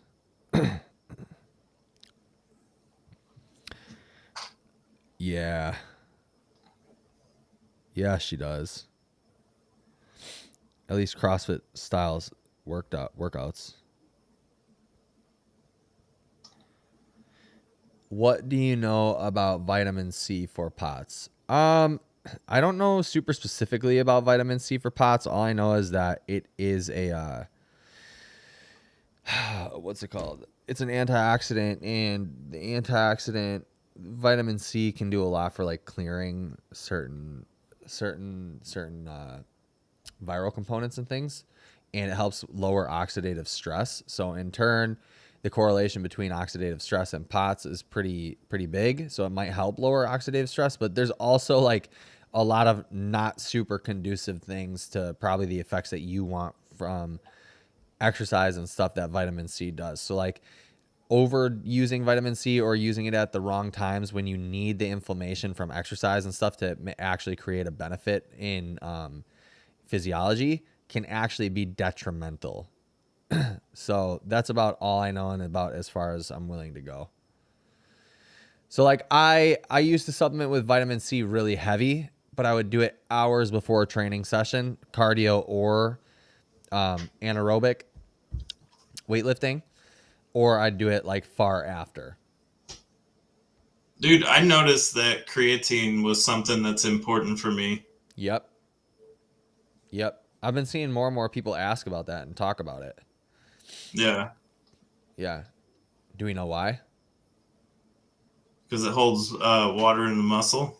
Intracellular water. And then the second part is that it is super, super important for ATP. Okay. Yeah. So ATP is basically like energy, right? And almost, well, I would say probably like every function of you, like your brain, like neurons firing, right? That actually uses ATP and creatine. So like creatine is actually being pretty heavily studied right now as a nootropic. And they're seeing a lot of stuff with like Alzheimer's and what's the other one? Dementia? Maybe dementia? Yeah. don't quote me on dementia, for sure Alzheimer's, maybe, no, not Parkinson's, whatever, Alzheimer's for sure, that there is benefit from supplementing creatine. So 10 grams plus a day, actually. The old thought used to be 5 grams. Yeah, I argued you on that one. Huh? I said I argued you on that one. Yeah. Yeah. But I also had other supplements I had in that were just causing issues. Yeah. Neuropathy. Yeah, there's some there's some things that like having a bunch of creatine, like I think that front loading creatine is really good. But like some people will get stomach distress from having too much creatine monohydrate. Yeah. Creatine monohydrate is the most efficacious and most studied creatine on the market. That's the only one that literally has 1,000 papers done on. HCL and all these other ones, they may have benefit, but they're probably not as good. So I don't know what that means, but keep it simple. Keep it simple, stupids. Yep, that's it. You guys ask us some questions. I don't know how long we're going to be on this thing. Do you have plans today? I have a bunch of shit to do. I'll get it eventually. Yeah, no sweat. This dude, the doctor too. Do I talk about this medicine? Which one? The one that helps with the blood flow.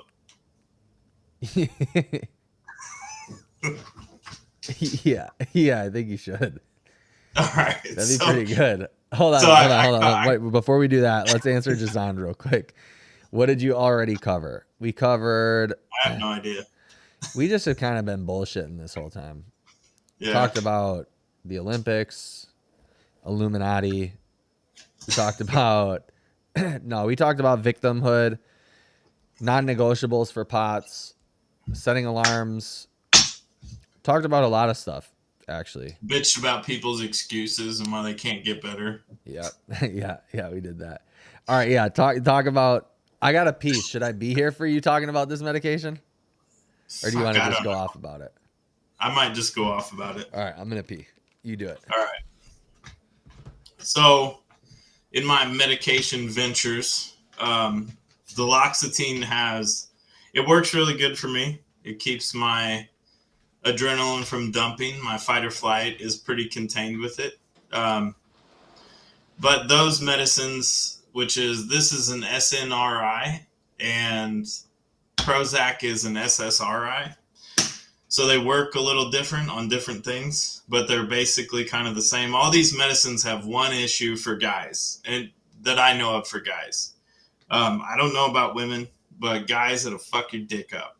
So I tell the doctor this, and the doctor's like, well, there's two options. You can take less. We can go down on dosage.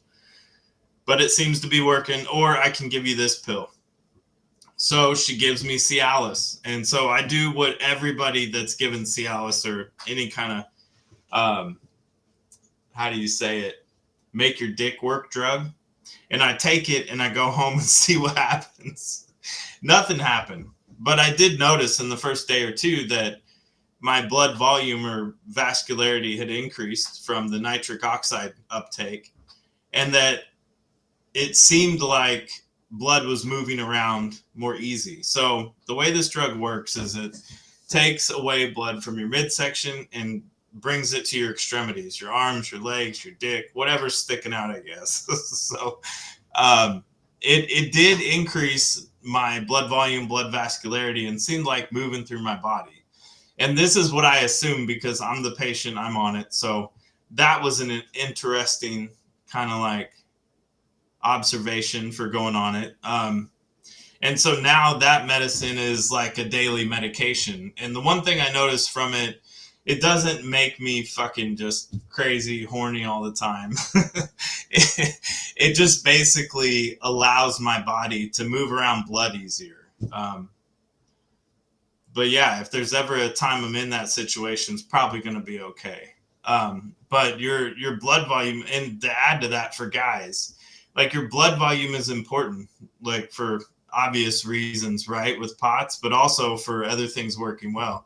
So if you guys ever notice time where something's not working right, like your fucking dick, then You need to make sure your hydration, your sodium, your potassium, all that stuff is doing well.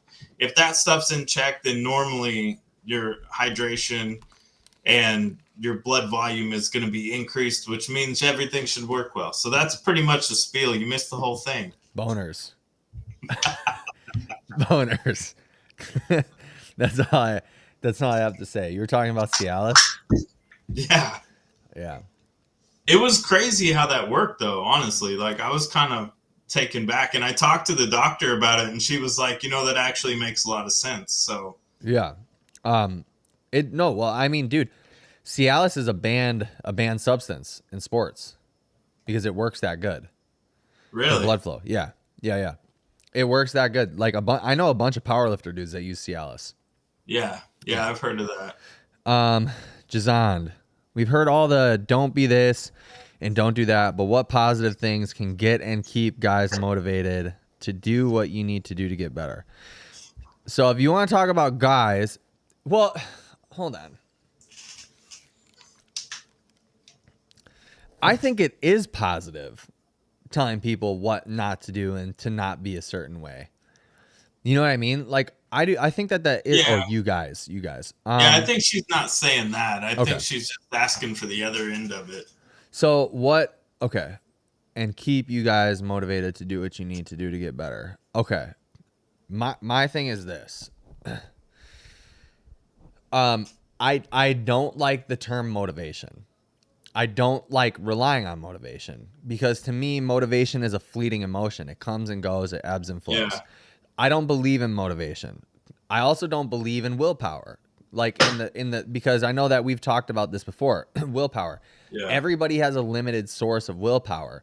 What I think it comes down to is routine in life. Yeah. So like even this, if you're a lazy piece of shit and all you do is Netflix and chill, you're not doing that because you're motivated to watch Netflix.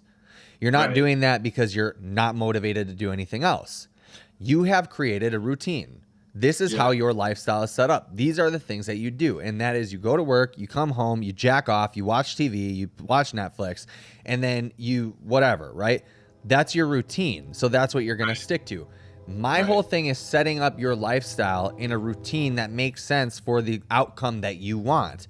Eventually, after you've repeated that enough times, right? The 10,000 hour rule or the 100,000 reps, whatever, eventually it just becomes your lifestyle. It just becomes the thing that you do. And I'm not saying that it will never be broken or it will always be that way. But when you've done something so many times, so often, so whatever, that's what becomes your thing. And I know that becomes your lifestyle. And then people will be like, it's hard to create routine though, because I don't have the motivation for it. No. It's not that you don't have the motivation for it. It's hard to disrupt your lazy routine or your routine that you already have set in stone for another routine. Because as humans, we like consistency. We like to keep doing the things that we already know. But if it's true that you want to get better, then you have to create new routine around that. Yeah. Like I'm not going to get rich doing a 9 to 5, same routine, going to a 9 to waking up 30 minutes before I'm supposed to be at work, showering, going to work late, coming home, eating, jack off, watch Netflix, jack off again, go to bed. It's not going to happen. You know what I mean? Like, huh? You got 2 in there. Must have been a short day. Well, to be real with you, I actually gave up jacking off 3 years ago. I haven't done it in 3 years. I don't know if that's TMI for the chat, but no, I think you're right. It's routine. It's when I first started out in the pots, I did not want to fucking do any of this shit. Yeah. Like, and even when I started getting better, it's not like every day I'm like, oh, I'm excited I get to go to the gym. It took time for me to hit one day where I was like, okay, I'm getting somewhere. I feel better. I look different. I'm excited to go now. Mm-hmm. Like, even then, like, I don't do things because I want to. Right. I do things because I need to. Yeah. Because I want this other stuff. I think I'm going to go down kind of probably a sensitive path here. Do you think that's more of a male trait or a female, or not exclusive to a sex? That's a person rule. Yeah. Some people are easy to motivate and other people aren't. Like I work off of, if you tell me like, hey, I believe in you, I think you can do this. I'll work for it either way if I'm about it, you Mm-hmm. know. Yeah. If you tell me you're too fucking stupid to figure this out, I'll have it done quicker. Yeah. Just Right. because fuck you. Like it Yeah. depends on the person. You got to find the way that you work and work that way. So if you're somebody that needs positive motivation, then find your positive motivation. If you're somebody that needs to battle against everything, then find your battles. Like you got to figure out who you are as a person, how it fits, and how to motivate yourself. Because you're not going to want to go to the gym. You're not going to want to go on walks. You're not going to want to eat the fucking healthy food while everybody's eating shit food. You're not going to do you're naturally not going to want to do any of this fucking shit. Period. Mm-hmm. Like you Facts. naturally don't want to go to work every morning. Everybody does. Everybody naturally does not want to go to work every morning. I go to work because I need to fucking pay bills and buy the shit I need. That's the only reason. Yeah. I don't want to go to work, but I make sure I'm there on time so that I can continually have that Mm-hmm. and then work towards something different. Like we're nobody's perfect. Nobody Michael Jordan didn't always want to fucking do everything. He built a routine and consistently worked towards that. His drive for it was different because he had the need for it. It's Yeah. like this is what I need to do for me. He just did it. Yeah. Jazan said, I still fight myself every day to brush my teeth and floss. Well, Jazan, here is something that I will agree with you with. Both of those things are retarded. Don't do either of those things. I'm just kidding. Brush your teeth, but flossing is stupid. And to be honest, if you have a good enough diet, I think hot take, I think the dentist is the fake doctor. I think dentist is a fake doctor. Your dental's like health as fuck. Like go straight into your bloodstream. How is a dentist not real? Okay, so check this out. There was no need for dentists or anything like that until our diets started getting really effed up. Why do you think that is? A lot of dental health comes from your gut. Your bad breath, they say, comes from the gut. It doesn't actually come from your mouth. So there's this book. I have it. I didn't read a bunch of it, to be completely honest with you, but there's a whole book made by an orthodontist about how we've been lied to about like the ortho and the dentist like industry as well, and how if you like eat hard meats often and things like that, like basically he uses the Hadza tribe as like his case study. And he talks about like they don't have teeth problems, they don't have crowded teeth because they're actually exercising those muscles, the jaw and all this stuff, and like, you know, they're eating clean food, so they're not getting all the rotting or whatever. I'll tell you this, dude, I brush my teeth once a day. My son brushes his teeth once a day because I don't believe in like, you know, brushing your teeth like if he's not eating a bunch of sugar, so what's the point? Why would he need it? There's also enamel on your teeth that protects your teeth from the environmental shit. So if you're brushing it off twice a day, what does that do? Okay, and so he doesn't have any teeth problems. My dad has no real teeth in his mouth. Zero. You know, my girlfriend has a bunch of cavities. She brushes her teeth twice a day and also flosses once a day. Her daughter, 4 years old now, has cavities, brushes her teeth twice a day. Who's right? You could argue it's a genetic Yeah, you could. genetic Yeah. environment too. Yep. Yeah, 100%. Absolutely. I'm obviously being like fallacious here too, right? Like I'm like joking around a little bit. Yeah. But I do think that there is something to be said about like the more you do something, probably not the better always, right? So like even too much exercise is not good for you. Brushing your teeth Right. twice a day, I'm not convinced about it. You know what I mean? Dude, Georgie, huh? eye floaters. He asked about eye floaters. I have those like Increase in crazy. eye floaters. Yeah, I get an increase when my hydration levels are low. A good tip, talk to your doctor about this. Vitamin A in the form of cod liver oil. Oh, okay. Yeah, that's something that I was supplementing with for a while that I noticed did get rid of floaters. Nice. Gerardo R, what are some foods to avoid to protect the gut? Sugar. Yeah, avoid sugar, probably gluten, certain forms of dairy, at least for a while. But to be real with you, like you should not avoid certain foods for the rest of your life. You should probably find a practitioner that can tell you if you actually have any or gut dysfunction, heal the gut, Yeah. and then slowly reintroduce foods back. Because if you're thriving, there's no reason that you shouldn't be able to eat any food. But I will say, probably eating sugar, even if you have a thriving gut, long term might not be good. Yeah. Jazan, I have eye floaters, but only max 5 at a time, and only like 2 days a month. There's a threshold for how much doctors think it's okay, and mine are normal. I don't know. I don't even know what the bad thing about floaters would be. You know, like it doesn't mean you're going blind or something, or I don't know. I think it's like deficiency. I mean, if you go long enough with a deficiency, then yeah, it'll get worse. And then is there another chat? As far as foods being great for the gut, my personal belief is that it comes down to genetics. Like, where's your bloodline go back to? What does your type of human need consistently? Some people need meat, some people don't. Like, you can make the body run off anything. The body can run off anything and adapt to it for the most part. Not anything. You can't eat rocks, but like. But I mean, for the most part, like it's gonna depend. Don't fucking eat rocks. Don't put rocks in your diet. That's bad. Like, just get that out of the way, because somebody's gonna fucking want to do it. They're gonna put you in a mental institution if you start eating rocks, dude. And it's gonna be bad for your teeth. You'll probably need a dentist at that point. Yeah, then they might not be such a fake doctor.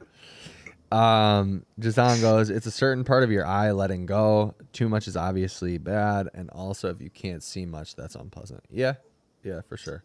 Dude, I get them to where they're just flooded in my whole eyes. I've had that too. Yeah, dude. Yeah, so much of our health can be tied to what we're consuming and what we're lacking nutrient wise. Because again, like I did notice a big difference when I was taking cod liver oil, a tablespoon a day, for a pretty consistent amount of time, and then I just stopped taking it. Dude, you know another important factor with POTS? Is it fucking takes time. Yeah. It takes time for your body to be able to absorb nutrition over time. Mm-hmm. Like, it takes time for your body to adjust and get more hydration. You don't just hydrate one day and that's better. It takes time for your body to get used to this. So there's like a good month to 3 months, depending on where you're at, to where your body's going to adjust. It's getting more hydration. Can it hold on to it? Because mine at first started pissing it all away.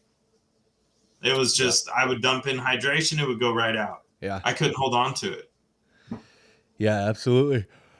I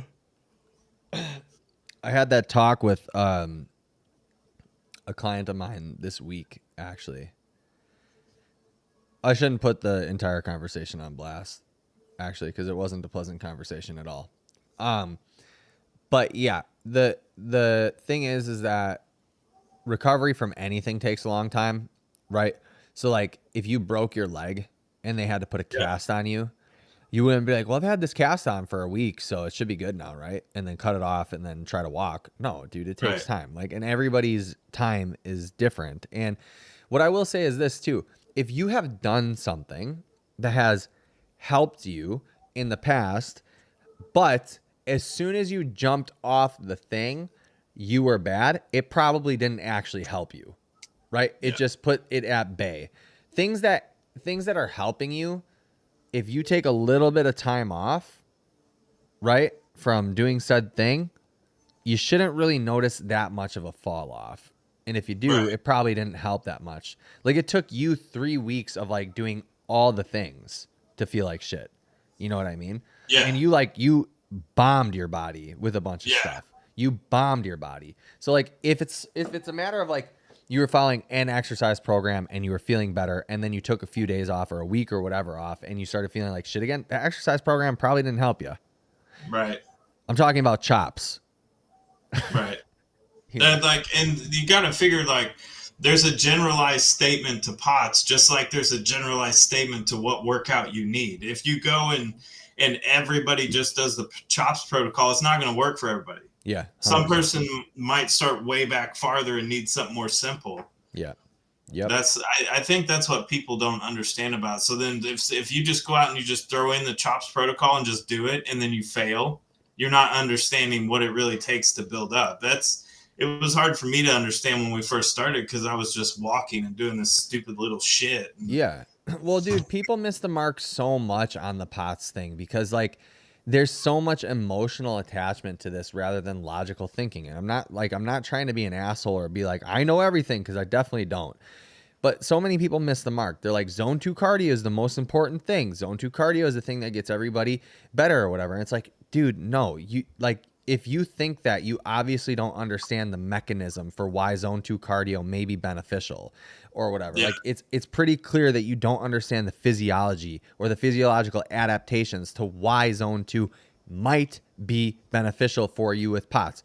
If you think that that's the end all be all, then you really don't get it. And if you don't understand why the physiological adaptation to anaerobic exercise, i.e. weightlifting, is so important and that your cardio should taper off a little bit and your anaerobic work should go up higher, if you don't understand why that's important, then you do not get it. You are missing the mark. If you don't understand that, then you don't understand recovery for at all, or the physiological response to what these things do. And that's okay. But so many people are out here trying to think that they can fix their POTS by just doing like walks on the treadmill or whatever. And I've never said that either, by the way. I've only ever said that it's really beneficial for you to start with. And that walking is a what's it called? Is one of the most underrated forms, or like getting steps in is one of the most underrated forms of exercise because it helps you in the beginning stages to getting more active. But so many people miss the freaking mark, dude. They miss the mark. Everybody wants the quick pill to just fix everything, and it doesn't work that way with POTS. Right. And so let me say this real quick to make it really easy for you guys. Anaerobic adaptation makes a physiological adaptation in the sense of like you're adding musculature, you're adding to your frame, okay? Aerobic adaptations, right? Aerobic form of exercise gives you a cardiovascular adaptation. These two are not created equal. The anaerobic adaptation is important because it made a physiological tissue adaptation. There is tissue that is now added to your body. Muscle is the tissue, right? Muscle helps with circulation. It helps with a million things in the body. This aerobic adaptation goes away faster than actual tissue goes away because it's not a physiological actual tissue that's added to your frame. So this can go away much faster. So if you are thinking that zone 2 cardio is going to be the end all be all to your POTS recovery or even to getting more fit, whatever it is, you are completely missing the point. You're completely missing the point because this is something that can taper off and go away a lot quicker than actual tissue added to your frame. When we first started doing the zone 2 and stuff with me, it helped. Like it helped the general symptoms of things. Mm-hmm. It wasn't until we started doing squats and different things to build leg muscle that I didn't need compression stockings anymore or socks or whatever. When we started building more leg muscle, that's when my blood flow in my legs got better. I don't have to wear my compression socks anymore. Yeah. I don't wear them at work. I don't wear them at home. But I'm also doing things to constantly build muscle with that. So like I don't just go around at work and just walk around. I'm bending down, getting up, going up flights of stairs to a building. Like my muscle structure is maintaining with the environment that I'm in. If I went straight back to just laying on the couch, my symptoms would be worse. They would be 10 times worse. Well, dude, I mean,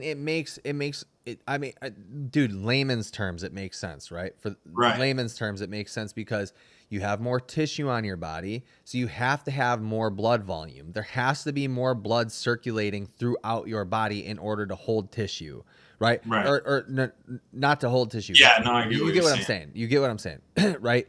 As opposed to being skinny and being weak or with no muscle on your frame, and the only thing that you do is walk. There's a reason why even fat people, right, don't look super fit or Don't make crazy adaptations from just walking around as opposed to weightlifting. Like, there's reasons for Right. all of this. And if you guys think that one thing, even just weightlifting, right?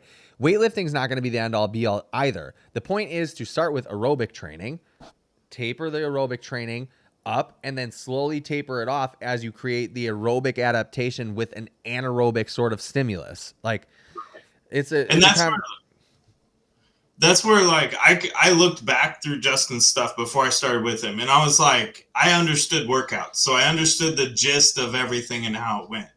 And I could have thrown it in and figured it out and done it, but I didn't want that. I wanted a quicker way to know, because with POTS, the thing that I wasn't used to was how easy it was to overdo it and not even realize it until the next day or two, or even understand why or what happened. So yes. when working with him and we start doing this little bullshit, and I'm like, this isn't enough. It wasn't until later on that I understood, because I kind of went over that. Then each day I could tell, like, okay, I did this the day before. It was a little too much. Now I need to do this to be able to kind of curb and get it better. And that's where I really started to understand where my too much was. Where your capacity lies. Yeah. Yeah. And herein lies the broader point. You just said it, right? Is that you can't really overdo it with small shit. You can't really overdo it with aerobic training. It's almost impossible. Do you have a kid there? No, that's Ursa. Oh my gosh, dude. It sounded like she said, Mama. I was like, She's what? just complaining as she always does. Mick is just holding a kid somewhere in his room. I got 2 kids. They're too chilling. Yeah, they're cute pups. Sugimoto says you can plateau with walking. Yeah, you can. That's why you need to go from a certain, like, you need to increase your steps over time to, my opinion, is 8 to 10K. That's generally where people seem to be all right, to like doing also formal types of cardio. At the same time, I've noticed with my baseline heart rate and PRE, walking can also feel like a hell of a workout. The goal post seems to move around a lot more with POTS. Yeah, for sure. 100%. Yeah. Yeah, you would think with POTS you don't move around more and then you don't have symptoms. But it's the opposite. Yeah.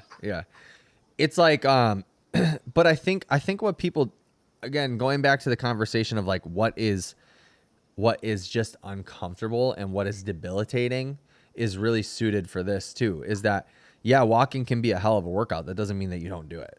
And that doesn't mean that you don't finish, or that doesn't mean because you're tired you don't continue the workout or you don't do it again or whatever it is. Right.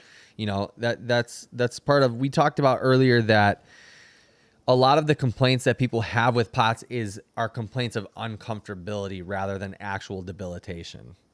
Yeah. And I would say that that's right in line with that. Yeah, it's really uncomfortable when you start out. Mm-hmm. Yeah. All right, you guys got any more questions? If you do, let's rapid fire some questions quick. You can ask about Mick's bicep gains and his vein popping out of his left arm if you want. Maybe that's the Cialis, dude. It did increase volume, but like honestly, it was the creatine. Oh yeah. Creatine's where I noticed it more. The pumps on creatine are nice, and the pumps on Cialis and creatine is probably even better. Yeah, and it might have been the pizza. I haven't had no carbs. Yeah. I need some freaking carbs right now, dude. I haven't eaten since 8 a.m. Yeah, same. You guys, you got any more questions? Otherwise, I'm going to let Mick be a free man. Yeah, I think we'll end it there. Like, if anybody's got any ideas on like what you want to talk about or what you want to hear, please fucking let somebody know. Yeah, let us know. Go hit that link in the description, join the Positive POTS community, and then give us ideas for lives or for videos. I think that Sugimoto said, I'm glad you brought up creatine. Would you mind sharing what you know as far as brands or helpful sources? Just look for any brand of third-party tested creatine monohydrate.